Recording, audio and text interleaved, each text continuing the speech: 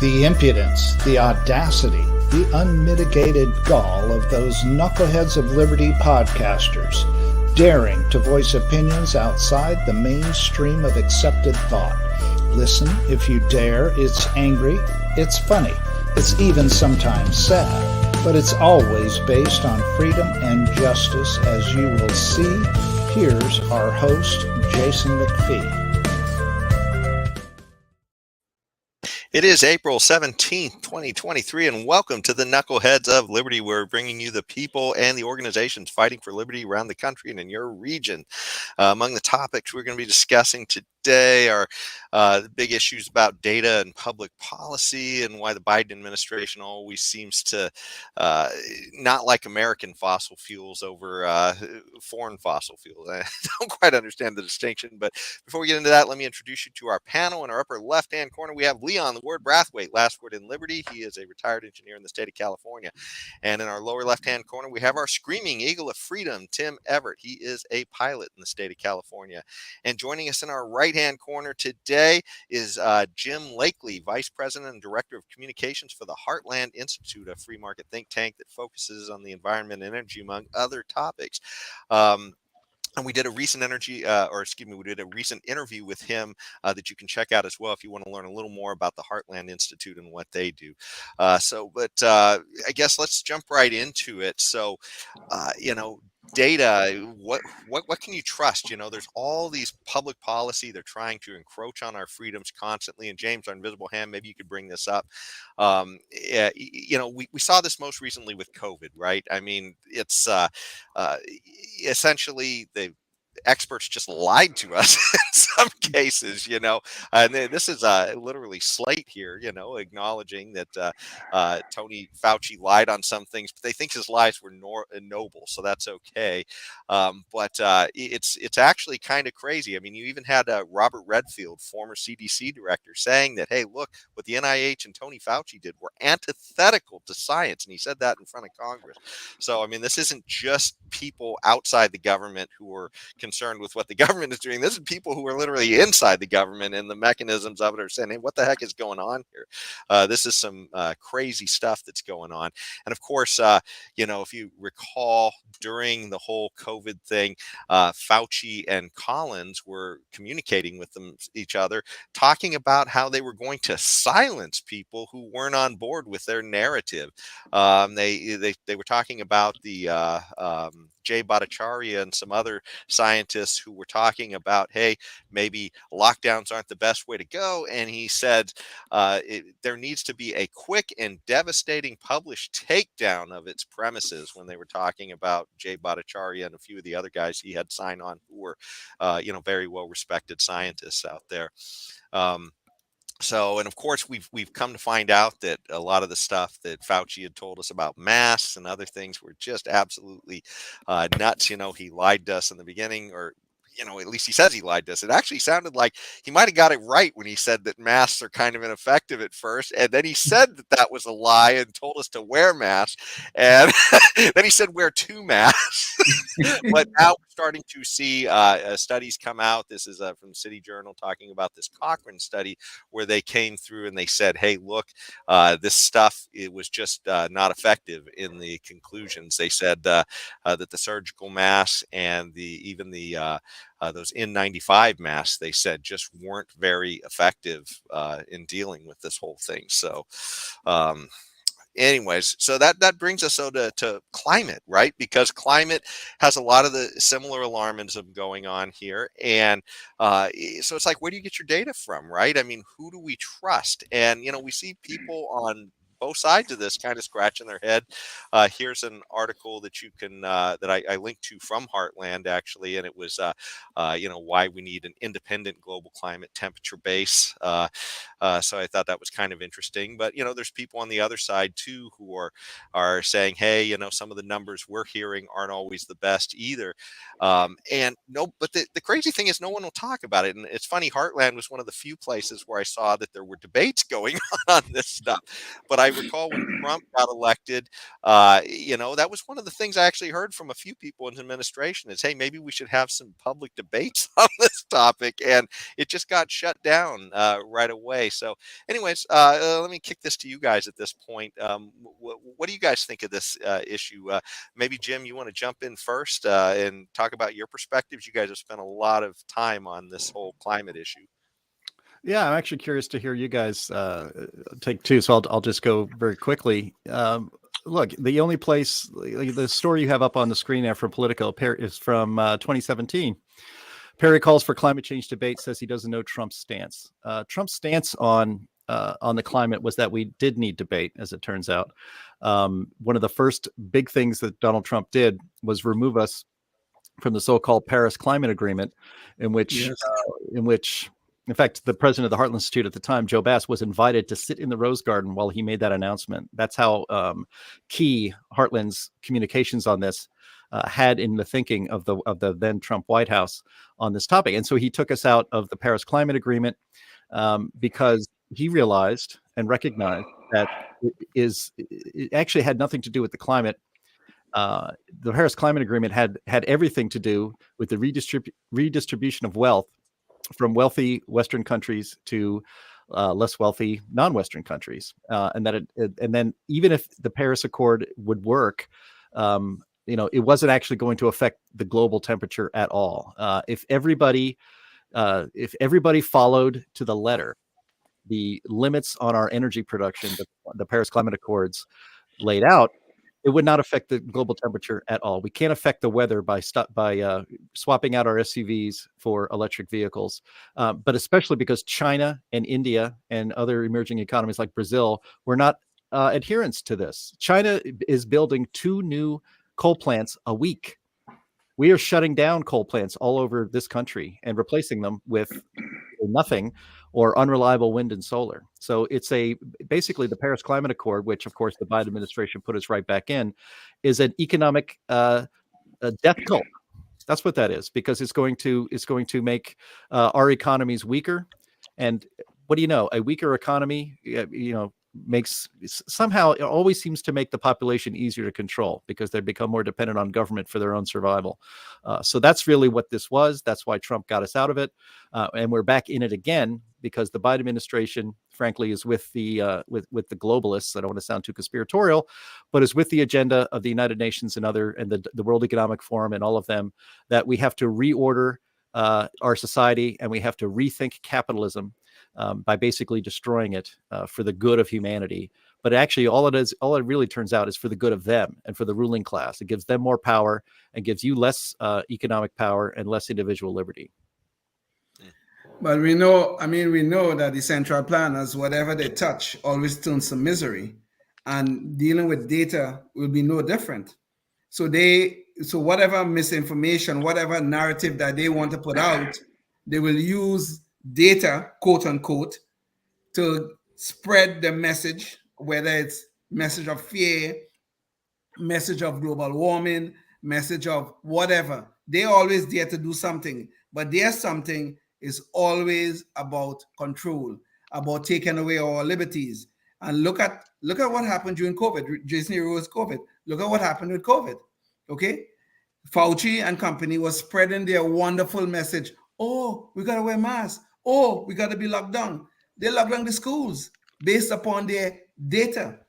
Up to this day, they cannot produce a single case or anywhere a number of cases where a kid actually spread some sort of COVID disease to a teacher. But they shut down the schools. Our kids have suffered because of this. But this is what happens when the government, the central planners, touch stuff. Whether it's data about climate change, whether it's data about COVID, whether it's data about the effects of fossil fuels, it does not matter. They have a narrative in mind, and their narrative is always at the end is about our control, about the control of the voting public, and about controlling what we think, what we do, and where we live, and how we function in our society, in a society that is supposed to be founded on freedom and liberty. We have a real problem here, And when the government is controlling and dispensing data, we have a real big problem. We really do. Yeah, the answer, no matter what the problem, the answer is always the same. Isn't that funny? Every problem has the same solution: collectivism, and your freedom goes away. Exactly. There you go. Tim, were you trying to jump in on this one, or maybe my what did Jim call those? The group, the climate cultist friends. Maybe when they are forced from either energy being too expensive for them to afford to run their air conditioner in Sacramento during the summer, or they just don't even have it available. They have rolling blackouts and so on and so forth. And so they're suffering in the sweltering heat of Sacramento in the summer, in the middle of July or August. Maybe then they're going to maybe rethink. Maybe nah, never mind. It'll be too late, Tim. It'll be too late. Like if you think about the Biden administration actually is now ramping up and shortening the deadlines for their transition to all electric vehicles, for instance. Yeah. If you think about, we had blackouts dangerous blackouts that killed people in Texas just a year ago. Yes. And that was not with all of these vehicles being replaced by plug-in EVs. And so if you were to, I think the new mandate they just put in, it would mean by like 2025 or 2029, in other words, very soon, 69% of all new cars would have to be electric, that you wouldn't be able to buy a regular, Honda Accord that has gasoline powered engine in it anymore. If you wanted a new one, you would have to get an electric vehicle. Our grid right now, if we were to build, if we were to double our nuclear capabilities for energy production in this country tomorrow, if we could just snap our fingers, that's not how it works. But it's just to say you could do that. Our grid could not handle all the plug-in cars that we have. So you have to wonder to yourself, they must know this. I mean, they may be evil because they want to take away your freedom, but they're not stupid.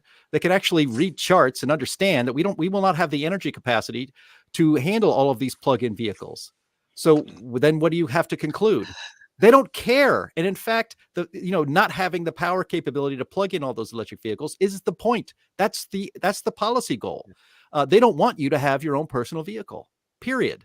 Because if you were to implement a policy to get as many people out of their own personal transportation as possible, what policy would you implement? This one. This is the policy you would implement, because we can't, not only can people not afford it because electric vehicles are very, very expensive, but we don't have the grid capacity for all of these vehicles. So if you wanted to get everybody out of the personal transportation, and personal transportation is one of the most common expressions of your individual liberty and your autonomy, you can go where you want, when you want, without asking permission or waiting for a bus or a train or cramming into things like that. If you wanted to stop that as being something that's part of everybody's life as a free individual in a supposedly free country, this is exactly the policy you would implement, and you would accelerate it as the Biden administration is doing. So it's not about saving the planet or anything like that. It's about getting you out of your car for good. Jim, I think you give some of those guys too much credit, as far as actually understanding what's going on, because, it's funny that to a large degree for the rest of the country, this is a virtue signal. I mean, for California, they've at least altered their grid so that this is a bigger mix, I guess, of clean energy. But for the rest of the country, it's largely fossil fuel on the grid. So if they switch to electric cars, all they're doing is just, masking, I guess, the fossil footprint of the car, but they're not actually getting rid of the fossil footprint. So it just seems kind of a little bit crazy. But then in California, where they have altered their grid, there's not enough electricity of that type. So then, we just had last summer where, I believe it was last summer, where they told people, hey, it's great that you guys are all getting on those electric cars, but we're short on electricity, so don't charge your car today. Exactly. Right. Exactly. Yeah, and that is the lunacy. That's the lunacy of their policies, right? They want us to go to this, and Jimmy, you're right. They want us to go to electric cars, but they don't. At certain points in time, you're not going to be able to even charge the electric car. Okay, so you're right. They probably have some intent of getting us out of our personal transportation. But this is where we go again. Government controlling narratives, controlling data to produce, and data, I put that in quotes, by the way, to produce a society where we are less free. That's what's going on. Well, if it's going that direction, then isn't there a downside they can see for the government itself? And if they're going to impoverish the entire economy of the United States and reduce the GDP appropriately, or as part of that whole impoverishment, then won't that trickle up to the government to where they no longer? I mean, I know they don't mind deficit spending and just print the money. I get that. And maybe that's their long-term goal, to just keep printing and all that. But if there's no wealth anymore, very little, it's diminished from their lack of fossil fuels, which are tied to wealth. And it's the only way we can have wealth moving forward is with fossil fuels, folks. Sorry to burst your electric bubble, but if that's the case, don't they see a downside for government itself? I know all the people at the top are still they're extremely huge energy dependent mansions. I get that. The White House is still going to continue, and they'll just have just as many servants and armed guards as ever before. I get that, but don't they see any downside whatsoever, any unintended consequences? Jim, what do you think?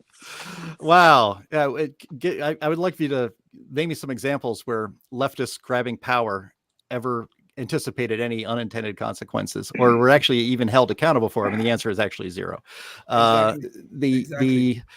Yeah, but the left is endlessly and romantically speaking of revolution. Well, if we keep going down this road, they're going to get that revolution, but I don't think it's going to be the one they anticipated.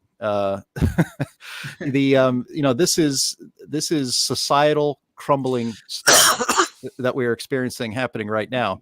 And I'm sure you guys have talked about the World Economic Forum and Klaus Schwab on your show in the past. If you haven't, I'd be happy to come back. We could do 3 hours on it. It'd be great. Okay.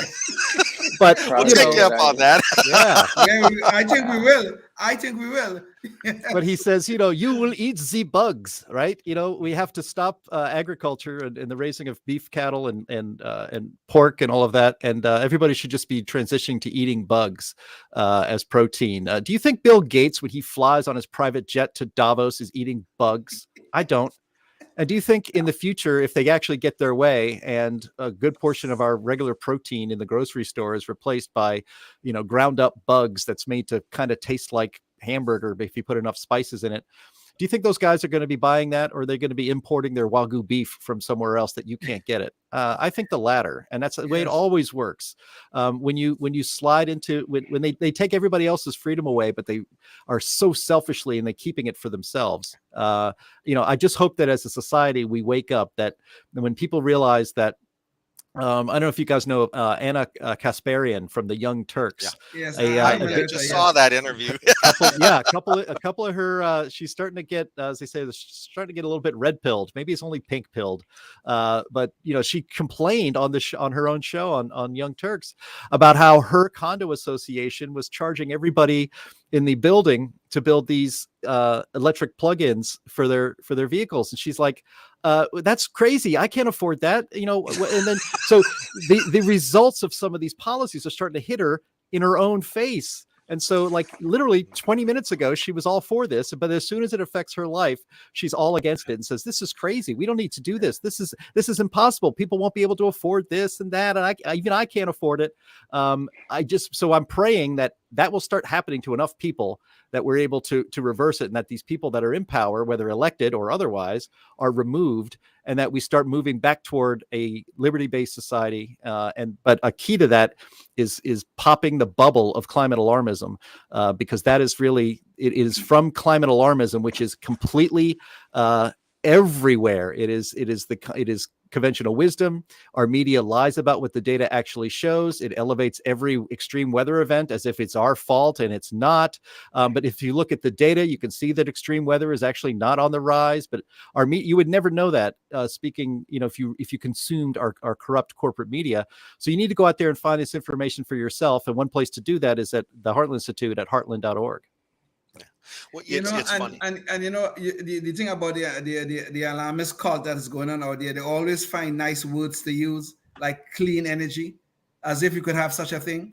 Even look at the windmills. We have a bunch of windmills out there supposed to be giving us all this clean energy, and they're killing a bunch of birds. And everybody knows this, but we can't mitigate that, so it's okay. The solar panels are frying birds also. It's okay. That's okay because we have clean energy. And this is the madness that's going on here. That's the central planners are taking part in this little conspiracy to get us to this clean energy at the cost of our liberties and our freedoms. So that's what's going on. God help us. Yeah, and children in Africa are basically slave labor in Africa, mining elements like cobalt that is in that Tesla battery, in the Tesla you just paid $70,000 for. The hands of little children who are exploited to get that cobalt out of the ground is part of what you purchased.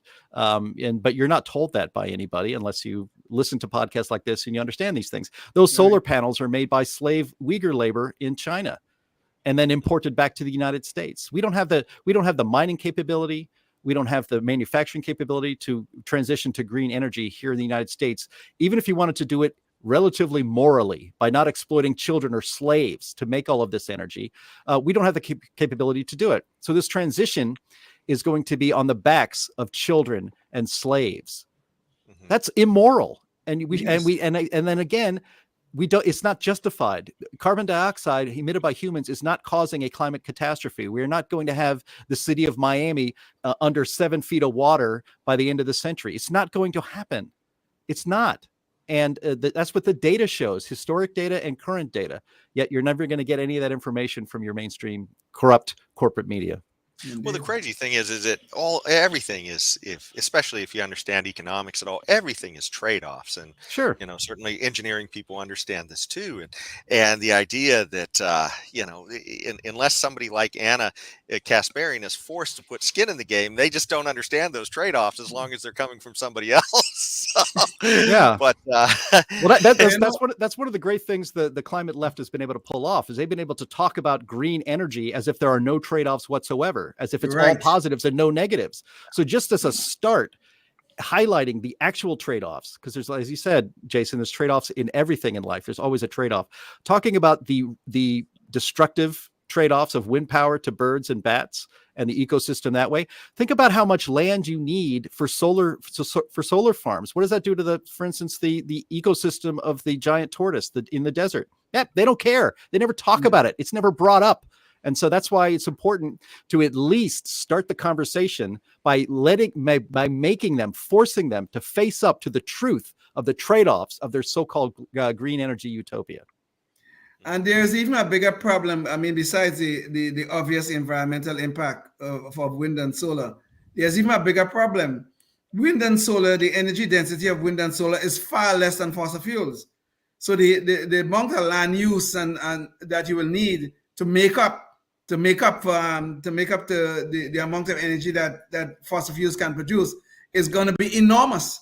So think about the environmental impact as they try to make up. And this is an engineering fact. We're not talking politics here. This is an engineering fact. And so the amount of land use that they will need to make up that difference in order to get the amount of energy they need to even for us, a small city like maybe the one that I live in, to provide us with the sufficient energy will be humongous. And nobody talks about that. That low energy problem, that low density problem, nobody speaks about it. I don't see that anywhere in the press. But I'm well aware of it. I used to work in the field, quite frankly. Oh, sure. You would need to cover land the size of the state of California, where you guys are, with windmills to match the energy output that is necessary to go full green the way they say. So again, what is their intent? Their intent is not actually to replace the energy that we use. Their intent is to have us use a lot less energy, because energy is freedom, energy is commerce, energy is wealth. And so they're not interested in us having freedom, wealth, and commerce. They're interested in the opposite. Indeed. Well, yes, Indeed. and trade-offs, and that's the crazy thing is that they just want to throw the kitchen sink at everything. So even if you do think this is a serious problem, the bottom line is you still got to weigh it against other problems. And but this is funny too, because we're talking about sort of what we're going to do with all of this energy that we don't have, this green energy that we don't have, yet we do have fossils. Well, Biden's done a pretty good job of sort of shutting down a lot of our fossil fuels. And maybe I could bring up a visual again, James. So, so on this this is an article from the Heartland Institute where it talks about American suppression of fossil fuels as a national disaster. And we're kind of seeing this with respect to the strategic oil reserve. They're literally going in and just draining that reserve. And I'm not sure if this was the one I had the visual on of the chart, but let me see here if I can find that.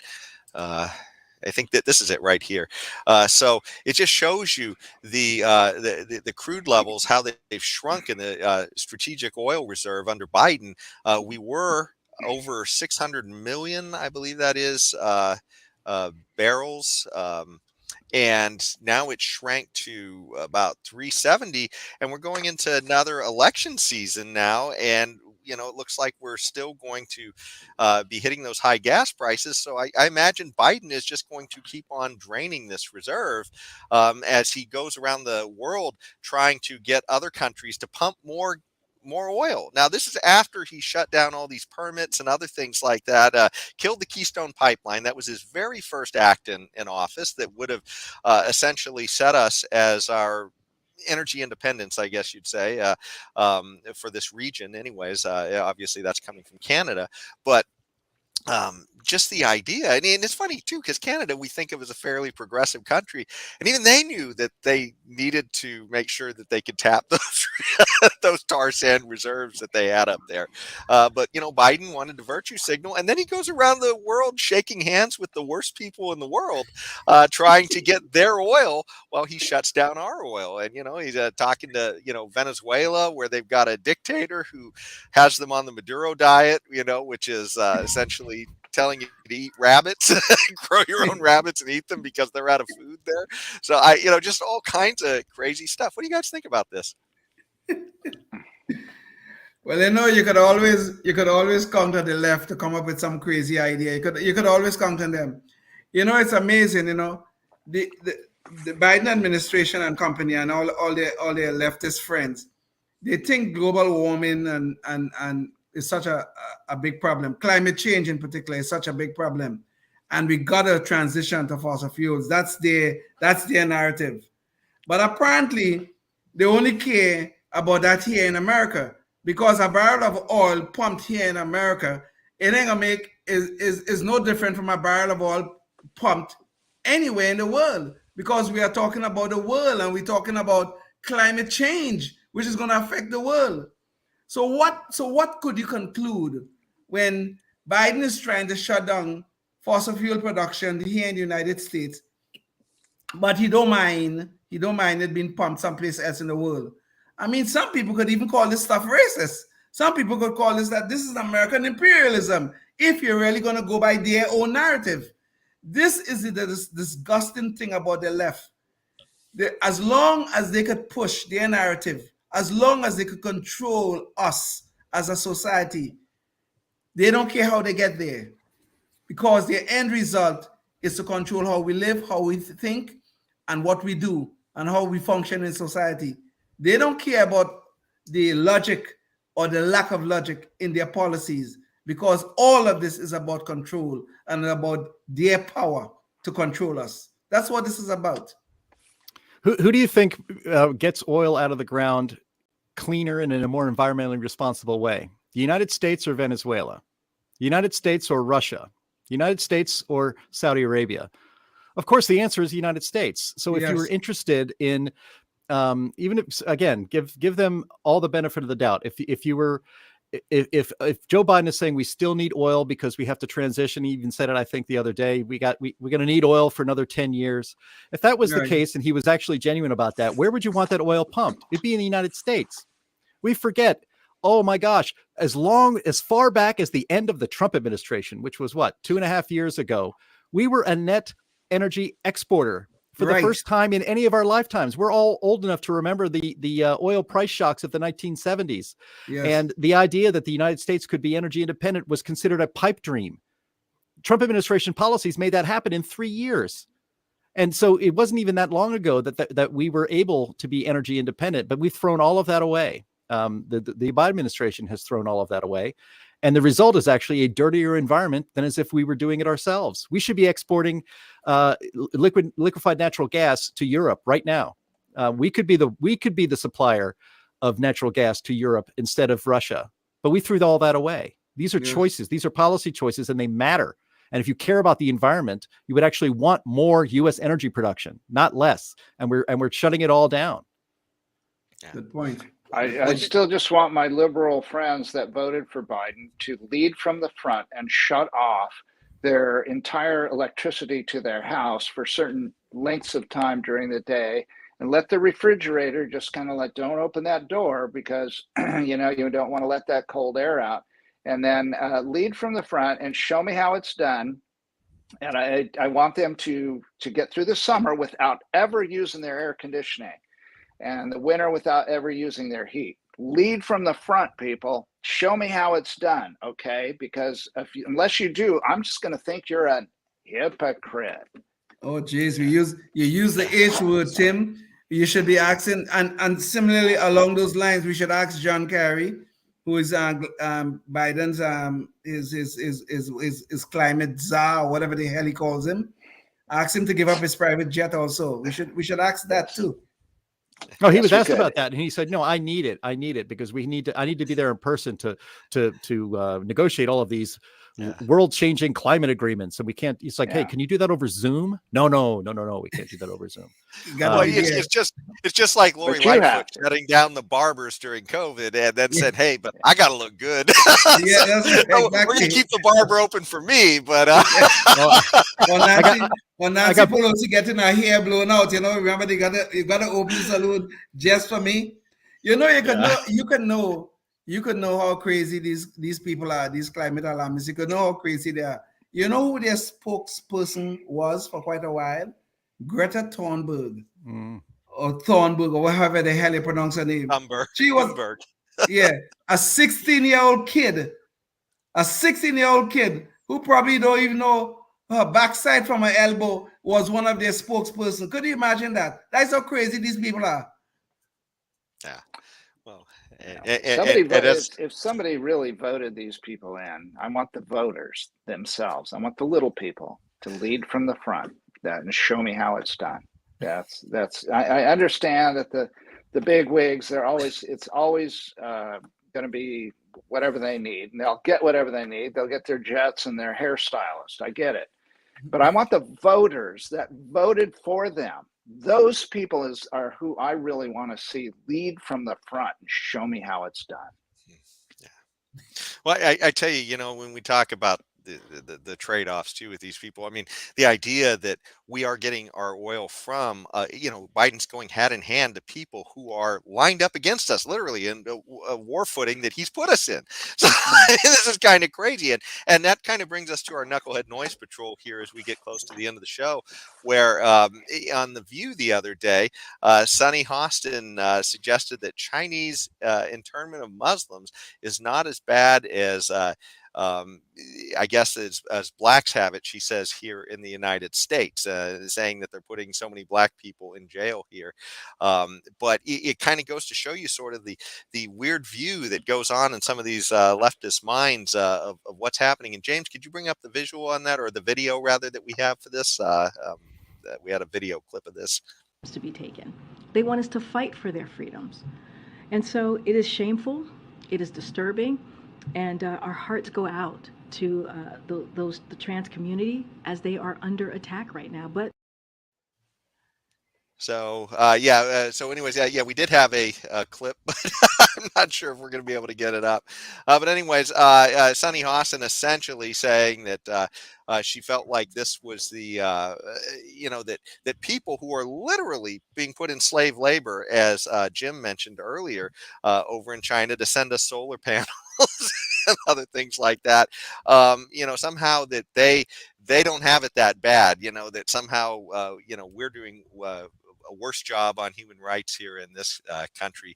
And it's funny because we can see that things are getting better despite what liberals say, or I shouldn't say liberals, lefties is what I should really call them. But things are getting better in this country.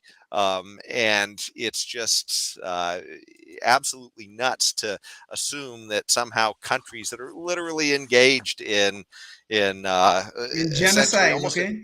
an ethnic cleansing, a genocide, Yes. is somehow doing a better job than us, and we're going there to essentially get our stuff from them as well. Or we're asking people aligned with them to get our oil and our energy from, even though we've had people come and tell us, hey, look, this stuff is happening, and it's just horrifying, the stuff that is happening to some of these people, just grabbed right off the street and thrown in internment camps to be slave labor. It's just crazy. What do you guys think about that? I'll just start, if you don't mind, because I've railed against this in the past, where the United States per capita incarcerated more people than any other country for quite a while, including China. And most of those for victimless crimes related to the so-called war on drugs, but which, by the way, the drugs won, in case you're wondering. And it looks like our total amount has gone down since then. I don't know how we compare worldwide anymore. It's hard to say that the conditions in an American prison are worse than the conditions in a Chinese prison. It's just just more leftist gobbledygook. Well, it's not leftist. It's just not leftist gobbledygook. This is lunacy. Okay, all right. I mean, she's trying to make the point that somehow or the other, I guess the police is just walking around and just throwing black people in jail. Okay, I think that's what she's kind of saying without using those words. Like somehow or the other, the police will see me on the street and say, "Oh, you look like a good candidate to go to jail right now," as if that is happening in America today. The fact of the matter is, the reason why we have blacks in prison at disproportionate rates is because we blacks, if I'm going to use a collective term, commit a disproportionate amount of the crime. It's an unfortunate truth. I mean, I don't even like to admit that, but it is true. I can't lie about the data. I'm not like them, the government, the government going to lie about the data. They're going to tell you, well, even here is a lie, to be honest, because they look at and here's another thing of the left, they look at the disproportionate, the rate of black incarceration, the rate at which they are in prison, and they say, well, it is mass incarceration. Now think about the use of that word, mass incarceration, as if the government is just walking around and throwing blacks in prison. So we have this mass incarceration, this epidemic of mass incarceration. No, that's not what's going on. Okay? We have an unfortunate truth to deal with. The fact that blacks commit a disproportionate amount of crime here in the United States. It's an unfortunate truth. I hate to be saying that myself, but it's true. I can't lie about the data like they do. They love to lie about the data. I'm not going to. Okay. Well, I mean, just one last thing about the solar panels being built by Uyghur slaves in Chinese prison camps, concentration camps. We are importing those solar panels to generate energy in lieu of, say, a natural gas generating plant, natural gas plant to generate electricity for towns and communities and all of that stuff. And so we are trading out actually jobs by Americans that is done cleanly for slave labor in China to replace that American made energy. And again, the environmental left, the eco left, is never held to account for that fact. This is a fact. And you need to, if you're going to advocate for this, you have to own all of it, which includes the immoral way that those things are made and sent to the United States. And they're they're shipped to the United States, of course, on diesel powered ships. So, the whole thing is a complete scam, but it's also immoral, and the environmental left needs to own it. We need to make them own it. You're right. Yes. Jim, do you think that Anna Kasparian wouldn't mind, as long as it's not her skin in the game making those solar panels? Maybe, and that's actually the irony. Is like, the people on the left, like to pose as the great, as great humanitarians, as people who care about human rights around the globe. They don't give two craps about the people in China. They just close their eyes to it. And, you and I, the people on this podcast and the people who listen to this podcast are well-rounded people who are well-informed about what's going on in the world, because we don't just depend on sources like The View or, or NBC News or something like that to get our news. But, a lot of people do.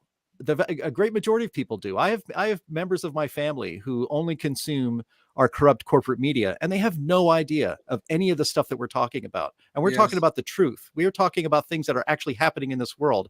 And there is a grand swath of people in this country that are wholly ignorant of this. And if you tell it to them, they won't believe you, because they're being brainwashed by a corrupt media that is only pushing one narrative. We didn't used to have media like that in this country, but we do now. And even with the rise of social media, what happens when people try to put out the actual truth about what's happening in this country? They're suppressed by, again, the same power structure that is peddling propaganda to the masses. And so this is a tough fight, guys, and it's going to be a long road, but I'm so glad that we're in it together. There we go. Yeah.